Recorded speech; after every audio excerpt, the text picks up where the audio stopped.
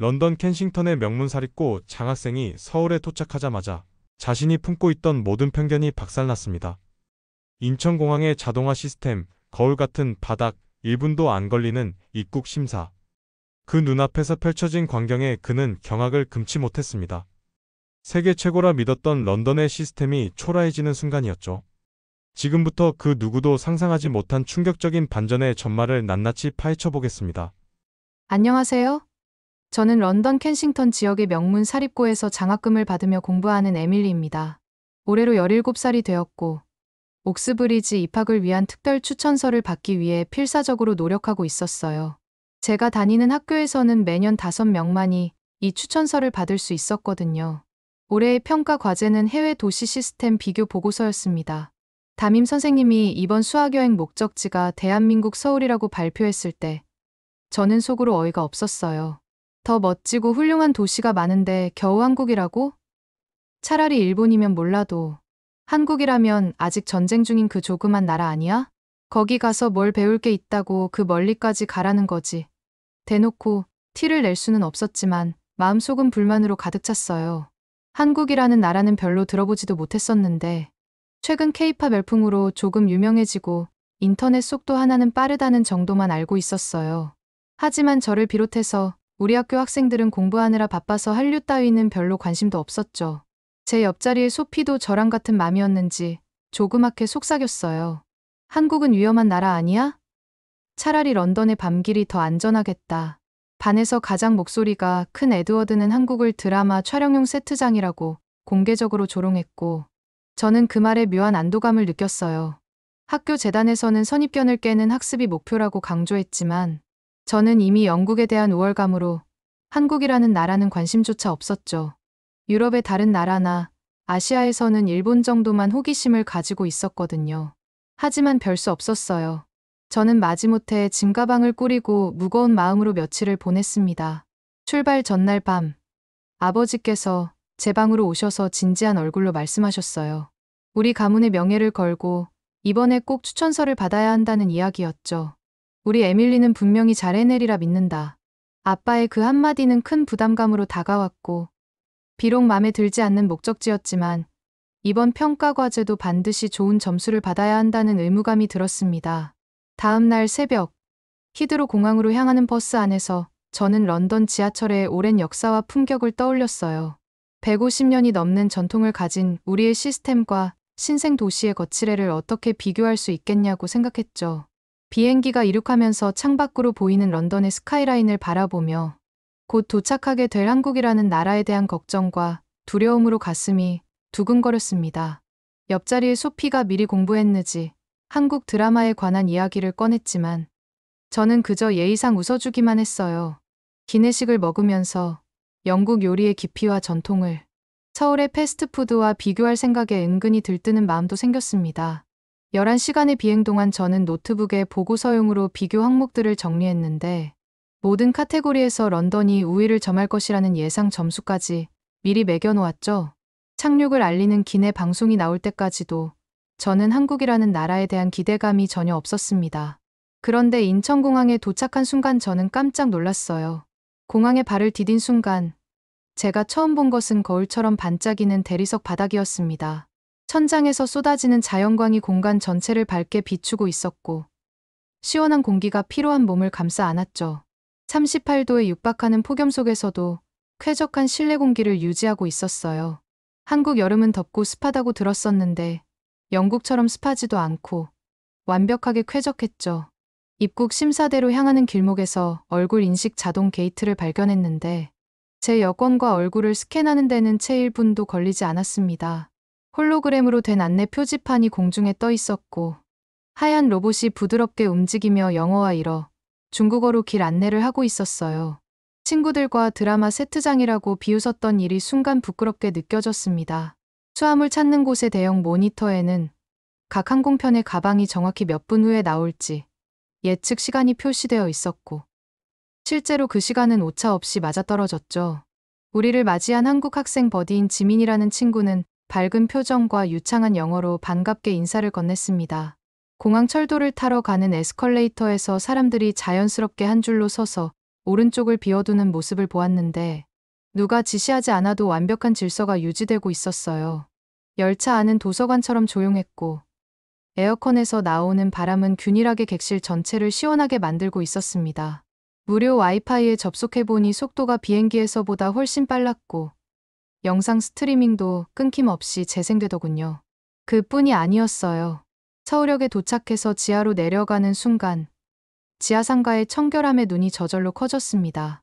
조명은 밝지만 눈부시지 않았고 상점들은 질서정연하게 배치되어 있었으며 바닥에는 먼지 한 점 보이지 않았죠.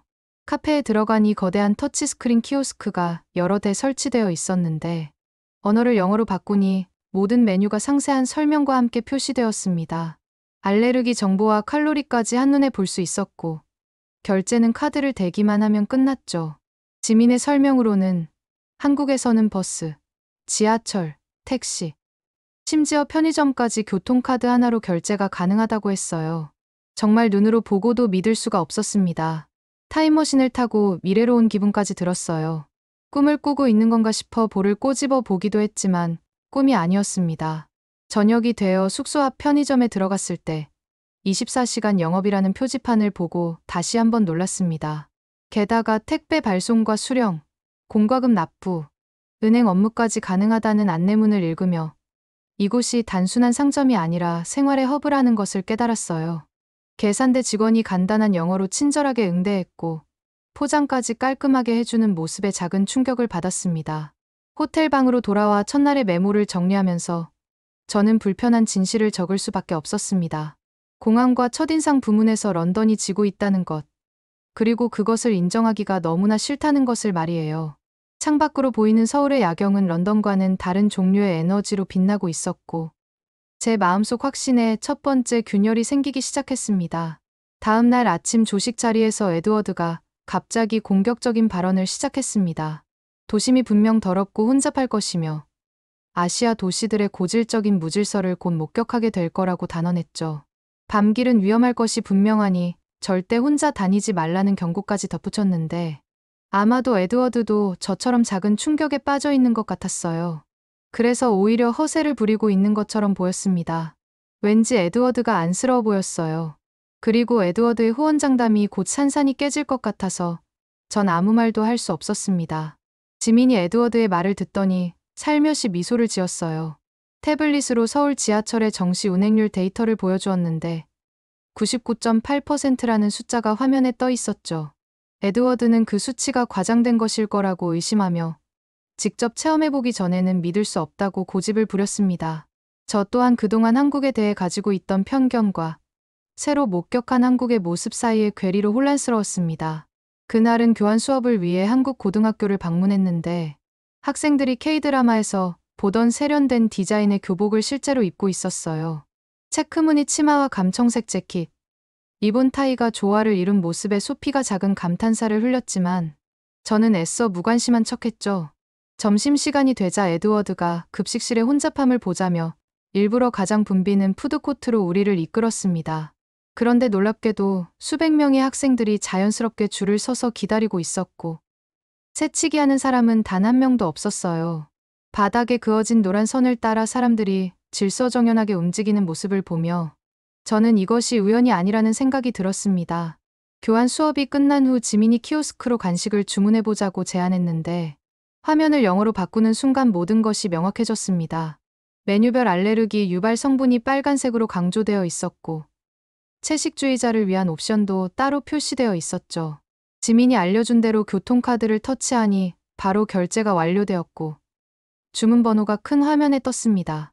서서 기다릴 필요 없이 앉아서 기다리다가 주문 번호가 완료로 바뀌면 가져오면 되는 시스템이었어요. 한국에서는 모든 것이 편리하게 시스템화되어 있었습니다. 에드워드도 더 이상 아무 말도 못했죠. 놀라운 일은 끝이 없었어요. 오후 견학을 위해 택시를 부를 때 지민이 스마트폰 앱을 켜고 몇 번 터치하자 2분도 안 되어 택시가 도착했죠. 화면에는 기사님의 이름과 평점, 예상 요금과 도착 시간까지 모두 표시되어 있었고 우리는 그 정확성의 놀라움을 감추지 못했습니다. 학교 도서관에서 와이파이 속도를 테스트해보니 제 노트북이 런던에서보다 4배나 빠른 속도로 대용량 파일을 다운로드했어요. 정말 놀라움의 연속이었습니다. 저녁이 되어 새벽 배달이 정말 가능한지 실험해보기로 했는데 반신반의하는 마음으로 주문 앱을 열었습니다. 자정이 넘은 시각인데도 수십 개의 음식점이 영업 중이었고 예상 배달 시간이 분 단위로 정확하게 표시되더군요. 첫날 밤에 메모를 수정하면서 저는 새로운 깨달음을 얻었습니다. 이곳은 런던과는 비교할 수 없는 정교한 시스템이 돌아가고 있다는 것과 이러한 시스템은 하루아침에 되는 것이 아니라는 것을요. 다음 날 아침 지하철을 타게 되었는데 저는 무심코 노약 좌석이라고 표시된 자리에 앉았습니다. 지민이 조용히 다가와 그 자리는 비워두는 것이 예의라고 알려주었지만 저는 영국과는 문화가 다르다며 자리를 고수했죠. 스마트폰 화면에 집중하느라 제 바로 앞에 지팡이를 짚은 할아버지가 서 계신 것을 미처 보지 못했습니다. 그런데 옆에 앉아있던 중년 여성이 얼른 일어나 자리를 양보하더라고요. 그 자리는 노약 좌석도 아닌데 말이에요. 한국에서는 노약자를 공경하는 문화가 있다는 것을 직접 보니 신기하고 놀라웠습니다. 누가 강요하지 않아도 서로 존중하고 양보하는 문화가 선진국의 시민의식이라는 생각에 부끄러워지더군요.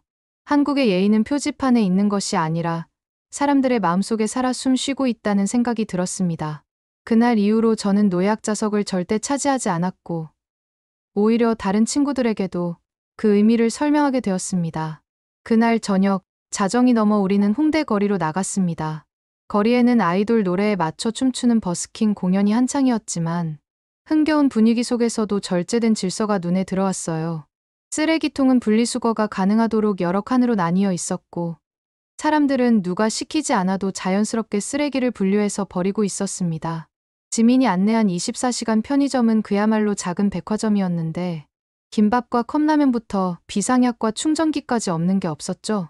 새벽 2시가 되어 배달 앱으로 닭강정을 주문했는데 18분 만에 배달원이 정확한 위치를 찾아와 따뜻한 음식을 전달했습니다.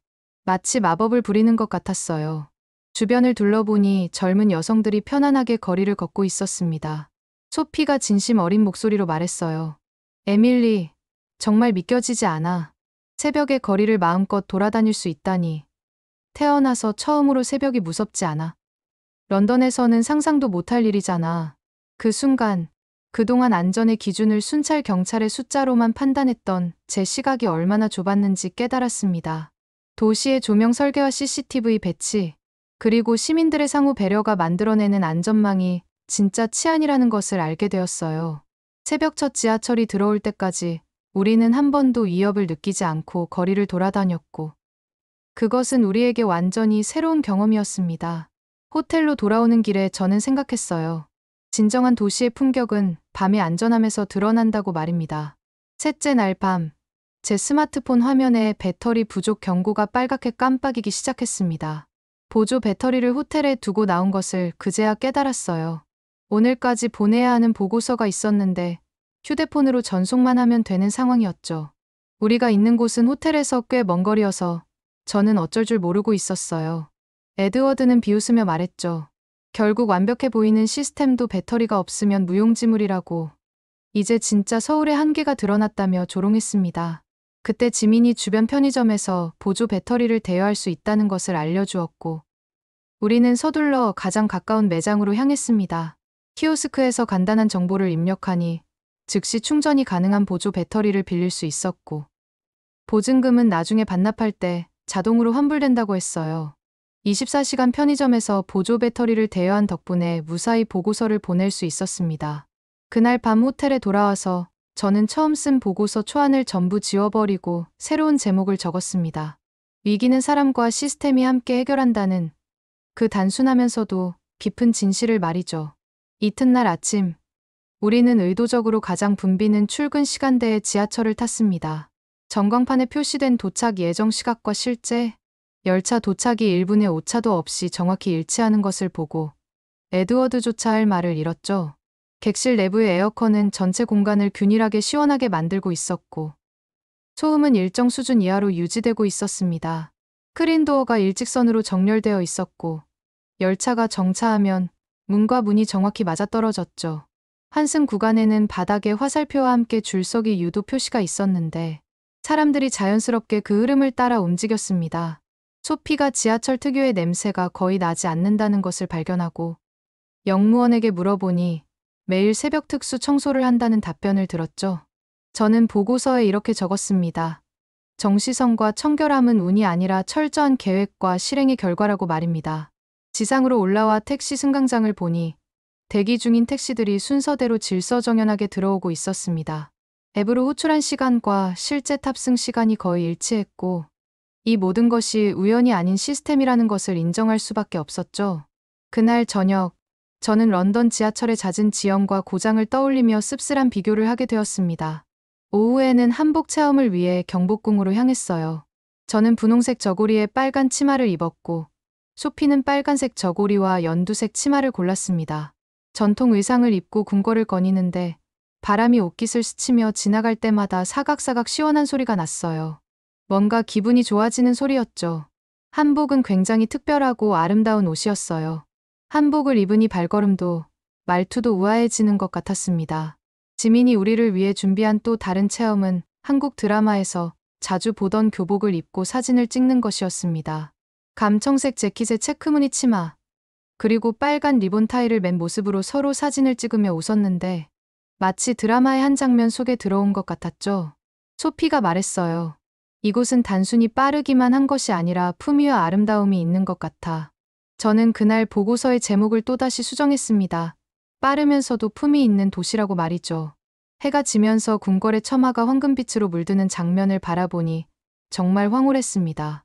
전통과 현대가 충돌하지 않고 조화를 이루는 이 도시의 모습에서 진정한 선진국의 면모를 발견했어요. 그날 밤 호텔로 돌아오면서 저는 생각했습니다. 런던이 과거의 영광에 안주하는 동안 서울은 미래를 살고 있었구나. 다음 날 아침 지하철 승강장에서 이번에는 제가 먼저 노란 선 안쪽에 줄을 섰습니다.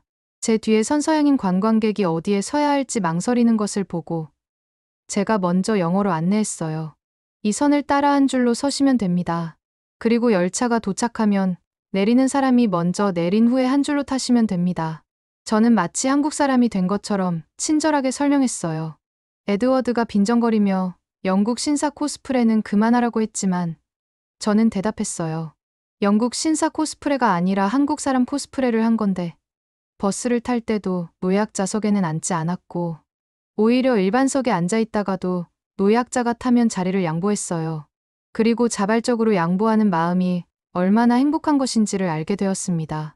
점심시간에는 제가 교통카드로 모두의 식사비를 먼저 결제하고 카드 충전하는 방법을 알려주었죠.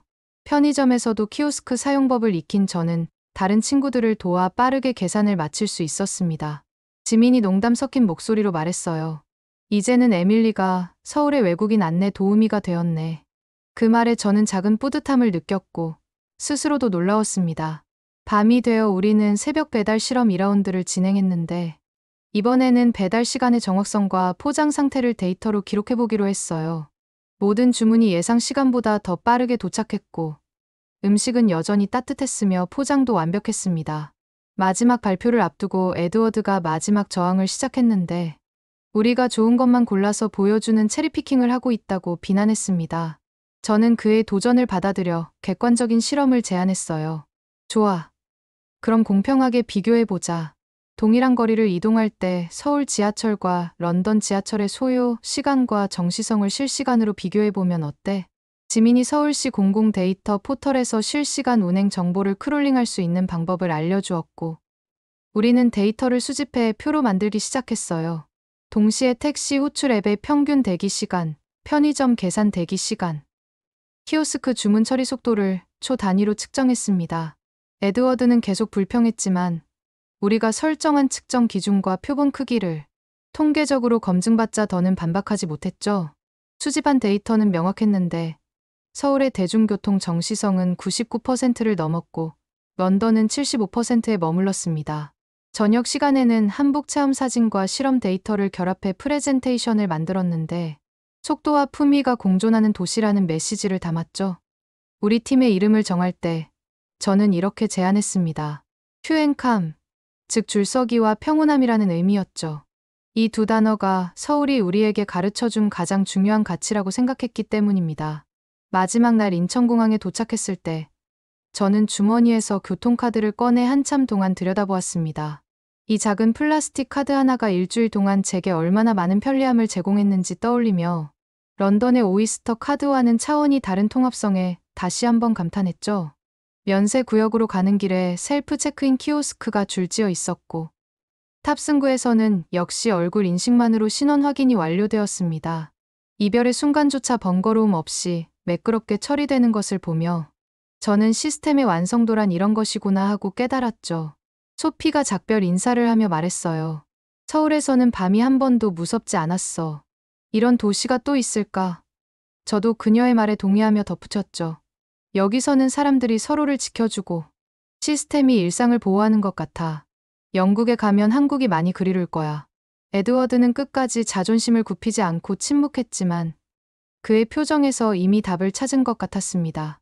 비행기가 이륙하기 전 저는 노트북을 열어 최종 보고서의 결론을 작성했죠.